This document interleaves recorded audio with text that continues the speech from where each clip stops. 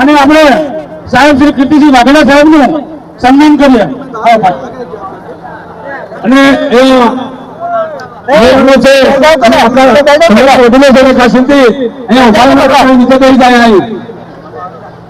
આગળ વધારે અહીંયા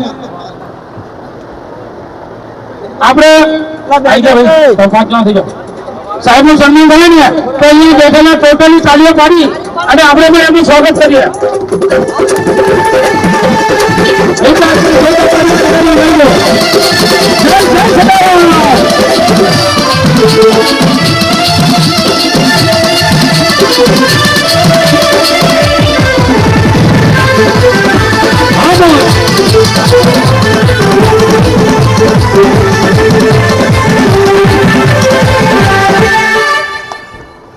સાહેબ આમાં આ સમૂહ લગ્નનું આયોજન કેટલા લોકોને એવું થતું હશે કે હમણાં ગોવિંદભાઈએ થોડા ટાઈમ પહેલા જ અહીંયા સમૂહ લગ્ન કર્યા હતા તો બીજી વખત કેમ?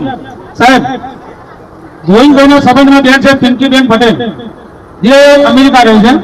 એમના દીકરાને આજે જન્મદિવસ હતો. એમની ઈચ્છા એવી છે કે કેક નથી કાપવું કે બીજું કાંઈ નથી કરવું, પણ 5 દીકરાઓના જે સમૂહ લગ્ન કરવું તો આ ટોટલી ખર્ચા આપનો આજનો જે પણ ખર્ચો છે એ પિંકીબેન પટેલને આભારી છે. એટલે આપણે બધા એક જોડે પિંકીબેનનું પણ સ્વાગત કરીએ જેઓ અમેરિકામાં બેઠા છે અને એમનો પરિવાર અહીંયા આવ્યો છે. એમને પણ ખૂબ અભિનંદન અને આભાર. સાહેબનો પ્રોગ્રામ બહુ વ્યસ્ત છે એટલે સાહેબ શ્રીને કહીએ કે આજના પ્રસંગની ભારતીય જનતા પાર્ટીના પ્રમુખ શ્રી કીર્તિસિંહ વાઘેલા સાહેબ આવ્યા છે આપણા ત્યાં. એટલે અમે 5 મિનિટ ખાલી આપણા ત્યાં મહેમાન આવે ને એટલે સાયલેન્ટ, મહેમાન નીકળે એટલે રમવું મળવાનું. આપણે લગ્નની મોજ કરવા આવ્યા છે એટલે બધા અહીંયા મોજ જ કરવાની છે. હવે મોજા કાકા હીરાભાઈ ભાવ કાકા ક્યાં છે? આવો હરિભાઈ. સૌપ્રથમ તો ગોવિંદભાઈ બજાણિયાજીને હૃદયપૂર્વકના અભિનંદન પાઠવું છું, શુભકામનાઓ પાઠવું કે જેમને આ તૃતીય સમૂહ લગ્ન સમારંભનું આયોજન કર્યું છે. એક સામાન્ય પરિવારમાં સામાન્ય જીવન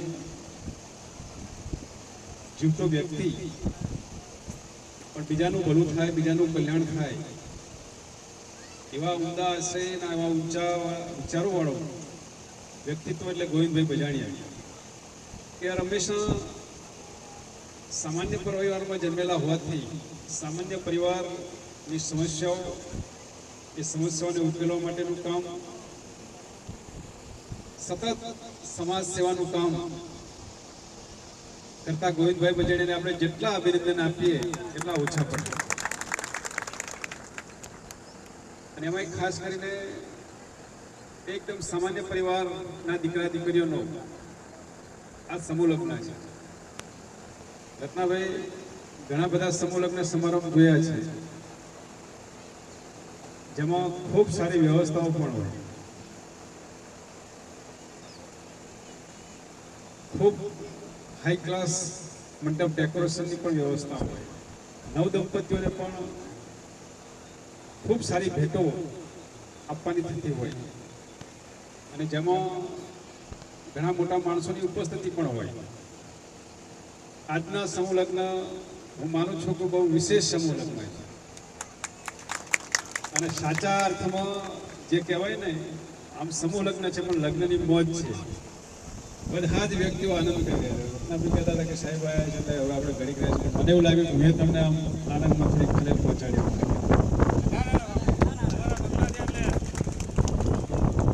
સાથે જે નવદંપતીઓ આજે પોતાના સંસારિક જીવનના જે પ્રભુતામાં પગલાં માંડી રહ્યા છે એમને પણ હું શુભકામનાઓ પાઠવું છું કે એમના જીવનની અંદર દિન પ્રતિદિન સુખ શાંતિ અને સમૃદ્ધિની અપાર વૃદ્ધિ થાય.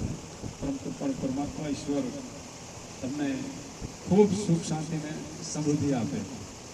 સાથે હમણાં રત્નાભાઈ કહ્યું પ્રમાણે કે પિંકીબેન પટેલ પરિવારના એમના દીકરાના આજે જન્મદિવસ અમેરિકામાં રહેતા હશે એટલે હશે સુખી સમૃદ્ધ જ હશે.